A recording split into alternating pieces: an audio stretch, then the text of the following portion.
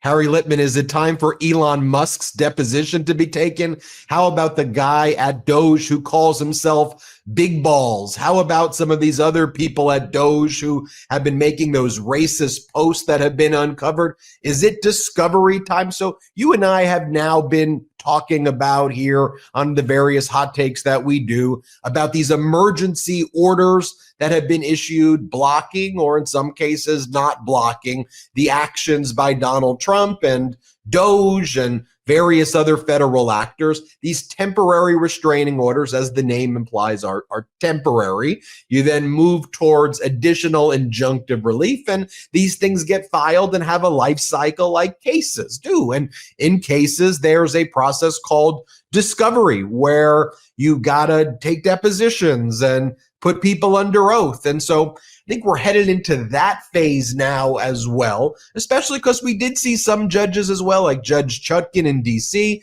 saying, you know what, I need more evidence if you want me to block specific action by Elon Musk, as just an example. So you take a look at one of these cases as well. This is the AFL-CIO case versus Department of Labor. This is a Privacy Act case against Trump and Doge and everybody, and they're seeking expedited discovery. The federal judge, a George W. Bush appointee, Judge Bates, basically invited, hey, you know, what is the scope of discovery going to look like? And I've been wondering, you know, when is this deposition, or is a deposition of Elon Musk going to be taken? Now, one of the reasons people may be like, why do they keep acting like Elon Musk doesn't work at Doge, but then they're saying he works at Doge? Well, by saying that he works for Donald Trump as a special advisor, I think what they're trying to set up is zero transparency. I think they're going to assert executive privilege, assert the Presidential Records Act, claim that Elon is immune and is actually not operating over Doge. He's not just someone who can be deposed. He's a special advisor, and they're going to assert immunities. I think, by the way, that issue in 4 to 5 months will work its way up to the Supreme Court. But that's where we are, right, Harry? This battle over information. Yeah. Trump and Elon, they prefer just to post lies on social media and spread disinformation. They don't want to go under oath. And now these plaintiff groups, whether they're the attorney generals, civil rights groups, labor groups like the AFL-CIO, they're like, you can't just keep hiding and be a chameleon and say, I'm not this, oops, I'm this. It's this amount of people, oops, we were wrong. Shut up, be under oath, tell us this is a court of law. That's where we're at now. Harry, what do you make of all this? Yeah, so it's super interesting, Ben. And it's not your normal discovery process. First, as you say, it's totally right. They are completely talking out of both sides of their mouths. You'll have Trump touting all the things Musk is doing and this great role. And then they go to court and the DOJ says, oh, no, he's just a kind of, you know, like a uncle type, kind of giving some advice to the president, et cetera. Really massive contradictions. And one of the judges, Judge Chutkan, called it out. But as you say, the general, there's been a few kinds of things going against Musk, but to the extent people are saying he's taking our private information and is going to disseminate it, the judges have not so far wanted to enjoin, because the law is that itself, that somebody unauthorized would get it in the government, that's not a Privacy Act violation. They have to disseminate it. But this one judge, Judge Bates, as you say, has basically said, well, you know what? I think we need a little discovery here, because what's Chutkan need, but also what does he need here in this AFL-CIO suit? Who has it? Why do they have it? What do they intend to do with it? Give us some facts from which we can then, it's a limited, expedited discovery, not that huge process that all your students labor under when they go into law firms, but just a few weeks with a few questions. But is it time for Elon Musk's deposition? Maybe, because they've already, DOJ, given declarations. So what's left in the rules of discovery? Depositions, interrogatories, real, like, give us the actual what information we are asking for. Now, what's going to happen here, you're right, Bates has said, invited it. I think you guys need some, come on and give me a motion, and he's done. DOJ is going to come and answer that, and they're going to say, don't give them any. And by the way, if they do, certainly not Musk. And by the way, the things you say about privilege and the like. So there's still going to be a little bit of a fight about what this limited expedited discovery is going to look like. But for the first time, we'll have under oath some facts, not to, all of us in America basically are nervous to know this guy, whoever he is, has his fingers in the information and can do so much with it. But that's not enough yet under the law. But with a little bit more from limited discovery that makes it clear, or tolerably clear even, so you can try it, what are they needed for? What are they going to do with it? Who has it? What sort of system? That might be the inroad to what we've been, and other judges have been waiting for, concrete facts to say, yep, sounds like this is trouble and I can enjoin it. And by the way, Bates has said, I'm not prejudging how it's going to go. In fact, Department of Justice, if you want, at the same time, you can file a motion to dismiss the whole thing. I'll consider it.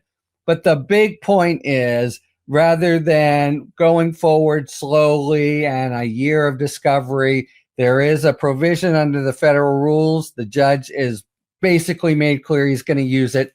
Discrete, targeted discovery, a few weeks of some real facts, and then let's see how plausible, immediate, unnerving it is that Musk and Doge have their fingers in every pie, including this big database out of the Department of Labor that has, the goods on you, me, and everyone in between. I want to share with our viewers, though, just what I think is going to be relevant to this discovery. For example, you had Donald Trump saying that Elon Musk is the administrator of Doge. I mean, you wouldn't normally be able to, unfortunately, get the deposition of Donald Trump because of his position. As the president. As the president, you can't get it. It's hard. I would love to get it. I know that may make people angry. You just won't be able to get a president's deposition. He'll have immunity from it. Presidential Records Act, every objection. You're not going to get it. But Donald Trump creates the deposition record on his own for you with these press conferences, and they're exhibits. They could be attached. This could be used against him when he says it. So here he is saying, look, if I had Donald Trump under oath in a deposition and got him to say what I'm about to show you and nothing else, I would be high-fiving my litigation team and saying that's exactly what I wanted to do for the whole 7 hours was that gem. Here, let's play that. I signed an order creating the Department of Government Efficiency and put a man named Elon Musk in charge. Thank you, Elon, for doing it. Thank you very much.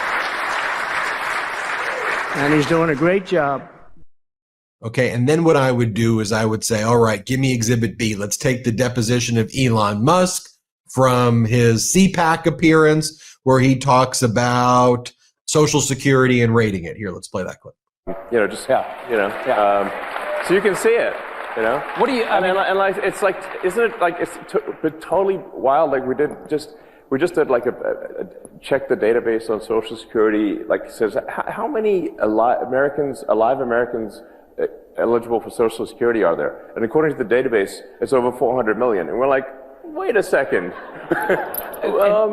and how many are getting, how old are they again? Yeah. And then like we found like one person in there is like 360 years old. I'm like, all right, so we know that Elon Musk didn't know how to read the coding. There are not tens of millions of deceased people getting paid Social Security, and they kind of move on to their next lie. But there he says, we went through your Social Security information, and they extracted incorrect propaganda lies that they said, but he's saying he went through your information. So why is this guy, if he's not working at Doge, going through your information? Finally, I'll show you your friend Jamie Raskin, what he had to say. And Jamie Raskin, of course, constitutional lawyer, great lawyer, and a funny guy who mixes humor with serious stuff. Just watch what Raskin says. The administration took the position in court this week that Elon Musk is not the head of Doge and is not leading Doge. So who is leading Doge? Is it the young man who calls himself Big Balls? Is it the racist on the night crew who's proud of the fact that he was a racist before all of his friends were racist, and says that we should legitimize Indian hate. Who is Doge? This is he's getting to the heart of the issue that lawyers are going to be asking in discovery. Harry, final word. Final word is just, this is what Raskin shows. This is really I think, biggest event so far in terms of the capturing of the imagination of the American people. On our Substack, we do Q's and A's, and we invite people to submit questions. And a few days ago, we did it, and it seemed like over half were about this. I personally, as you know, have been obsessed with what's going on in the Department of Justice. You and I have talked about it, and I'm eager. I just talked to Raskin about it, in fact, yesterday. Stay tuned for our Talking Feds one-on-one with him next week. But it was like, how do you get people hot and bothered? And part of it is you go to where their concerns are. And this worry about whoever the hell this little mincing guy is who came to our consciousness during the campaign, having his fingers so deeply in the pies, this is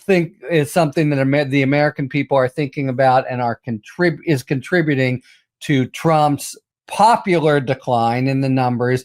And that, Raskin makes this clear, that's just got to go hand in hand with the lawsuits. We're not going to sue ourselves completely out of this mess. We're going to, with lawsuits and other things, dig out from under the kind of hoodwinked popularity that Trump was able to ride to the presidency, but he is been, completely hasn't delivered what he said, besides all the damage he's doing. This is the issue that right now, it seems to me, people really understand and are unnerved about. Harry Litman from the Talking Feds YouTube channel, the Talking Feds podcast, and the Talking Feds Substack. And yes, you were also a leader at the Department of Justice, clerked for 2 Supreme Court justices, and led the Western District of Pennsylvania as their top prosecutor. But Harry Litman, the YouTuber, everybody. Thanks, Harry. Thank you, Ben. Thanks for tuning in. If you enjoyed this video and other Talking Feds content, please take a second to like and subscribe. Talk to you later.